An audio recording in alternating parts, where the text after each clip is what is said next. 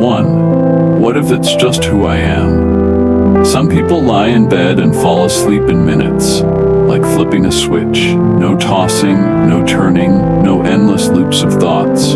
Just lights out, brain off. You've seen them. Maybe you even live with one. And well, you're different. You lie down and suddenly your brain speeds up. Thoughts you didn't even know you were carrying start marching through your mind. Old conversations, future worries, a strange mix of memories and to-do lists. You look at the ceiling, you check the clock, you sigh, and you start whispering to yourself, "Here we go again." And somewhere along the way, you made a quiet agreement. You said, "I'm just not a good sleeper. That's who I am." Maybe you said it out loud. Maybe you just believed it inside, but it stuck. Like a label, like a personality trait. As if restlessness is written in your DNA. As if you were born with a brain that never learned how to be still. But what if that's not the whole story?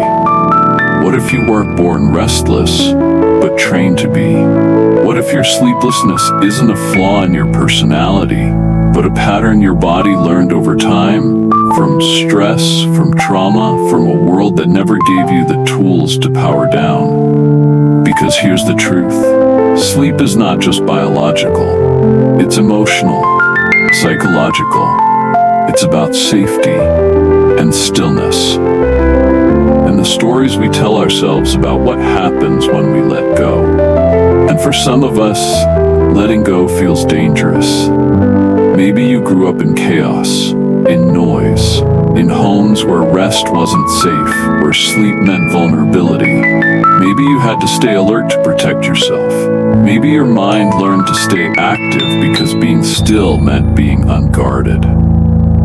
Maybe sleep became a luxury, not a right. Or maybe it wasn't trauma. Maybe it was praise. You were the high achiever, the go-getter, the responsible one, the one who stayed up late to finish the project, fix the mess, solve the problem. Maybe you got your value from doing. And sleep, that felt lazy, like giving up. So even when your body was tired, your mind said, just one more thing. And slowly, without meaning to, you trained your nervous system to stay on, to equate stillness with failure, or danger, or shame. So now, when the world goes quiet, you get louder, not because you want to, but because your body thinks that's what keeps you safe. And sleep, the deep, surrendering kind, feels like a risk. But what if we said this together? My personality is not the problem. My body is not broken. My mind is not bad at sleeping. It just never learned how. That small shift changes everything. Because when you stop blaming your identity, you can start rebuilding your rhythm. You can ask, what if I'm not wired for restlessness? What if I've just been wired for protection? And what if I can rewire now for peace? Not overnight, not by force, but slowly, gently, like learning a new language. A language where silence doesn't equal fear, where stillness isn't punished, where rest is not a reward, but a right. Because you are not your insomnia. You are not your racing thoughts. You are not your worst night of sleep. You are someone who deserves to feel safe enough to rest. And that can begin tonight. Part 2. The personality behind the pillow. Let's talk about you. Not the you the world sees in the daytime. Not the version that gets things done or puts on a brave face.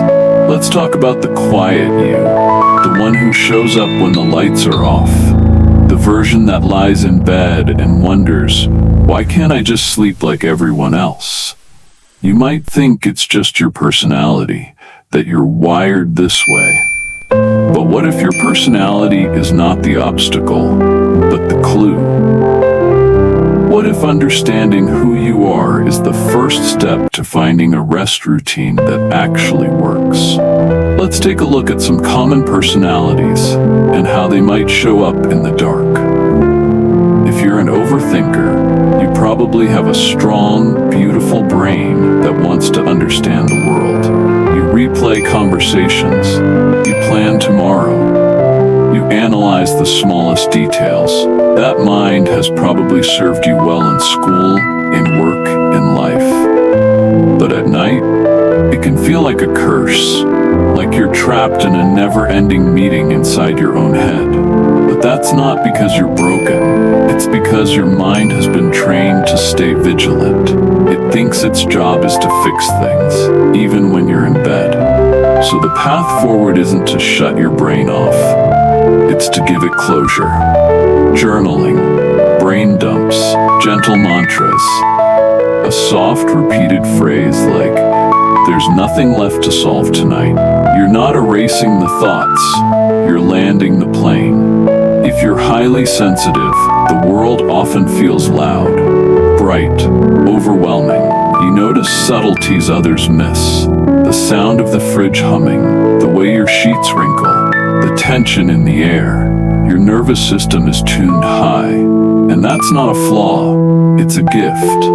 But it also means you need more support to downshift at night. For you, the environment matters. Lighting, texture, sound. Maybe you need a weighted blanket. Maybe you need white noise. Maybe you need complete silence. Your body responds to signals more deeply, so give it signals of safety. A warm bath, lavender on your wrist, darkness that holds you like a hug. You don't need to be less sensitive. You just need to honor your sensitivity.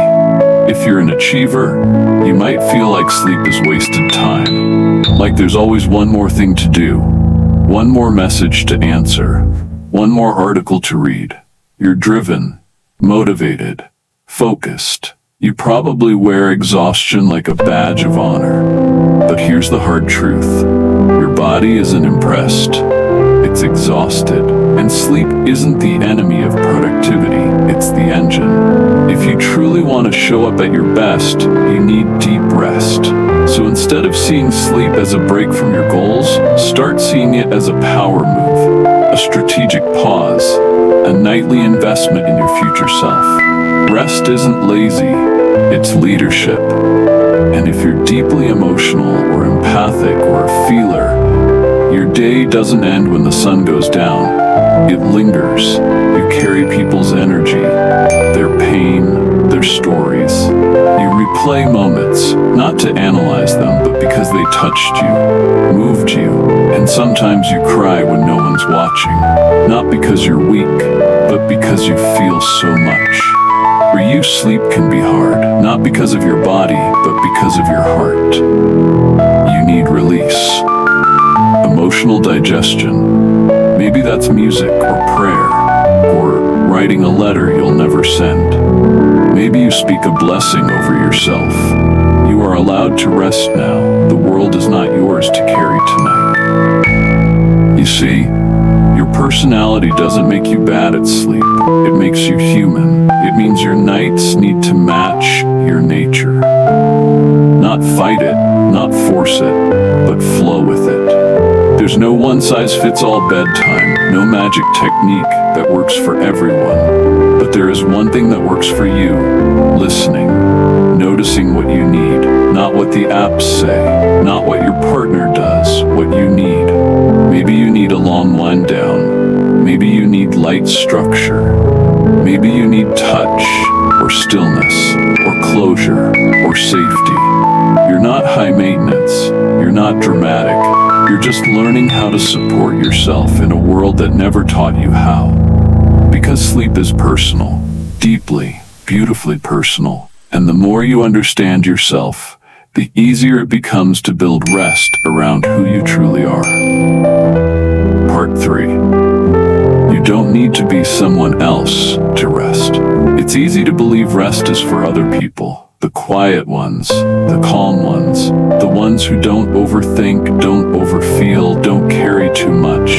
You see them fall asleep in movie theaters, on planes in seconds. You wonder, what would it be like to live in a mind that peaceful? And maybe, for a long time, you've tried to become someone else at night. You've tried to silence your thoughts, shut down your sensitivity, erase your feelings.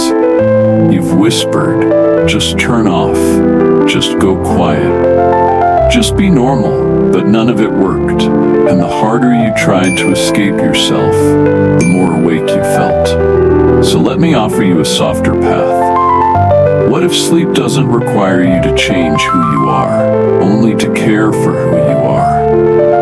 Let that land. You don't need to be less sensitive, less intense, less curious, less driven. You just need rhythms and rituals that meet you where you are. You just need rest practices that speak your language. Because stillness doesn't mean silence. Peace doesn't mean nothingness. And rest doesn't require you to abandon the parts of yourself you once used to survive. It simply invites you to stop fighting them. Think about this. The same mind that overthinks also dreams vividly. The same heart that aches also loves deeply. The same nervous system that scans for danger also tunes into beauty. You don't need to shut those parts off. You need to give them space. Let them land. Let them soften. Maybe instead of silence, you need sound, a fan, a meditation, music without words. Maybe instead of darkness, you need a dim light, a visual signal that says, it's okay now. Maybe instead of strict sleep schedules, you need soft routines, a warm drink, a page of journaling, a consistent bedtime that says, I care enough to keep showing up. Because sleep isn't something you chase, it's something you build trust with. Slowly, over time, through repetition, through self-respect, through letting yourself be as you are, and still worthy of rest. And on the nights when it still feels hard, and those nights will come, you don't punish yourself. You don't spiral into old stories. You just breathe. You place a hand on your chest and say, it's okay. I'm learning how to rest. Even now, even like this, because you are. You are not the sleepless personality. You are not a lost cause. You are not too much or too wired or too late to learn. You are simply someone whose body is trying to feel safe enough to let go. And now, you're giving it that chance. So tonight, if you feel restless, remember this. You don't need to fight it. You don't need to fix it. You just need to feel it and then soften around it. Because even the most tangled mind can find quiet. Even the busiest soul can be rocked to stillness. Even you can learn how to rest. You just have to believe it's possible. And then begin again. You've been listening to Sleepless, a podcast by the Daily Health Shift. If tonight's episode helped you feel seen, I hope you'll follow the show, leave a gentle review, or share it with someone who's wired like you. And if you forget everything else, remember this. Rest isn't about becoming someone new. It's about coming home to yourself and letting that be enough.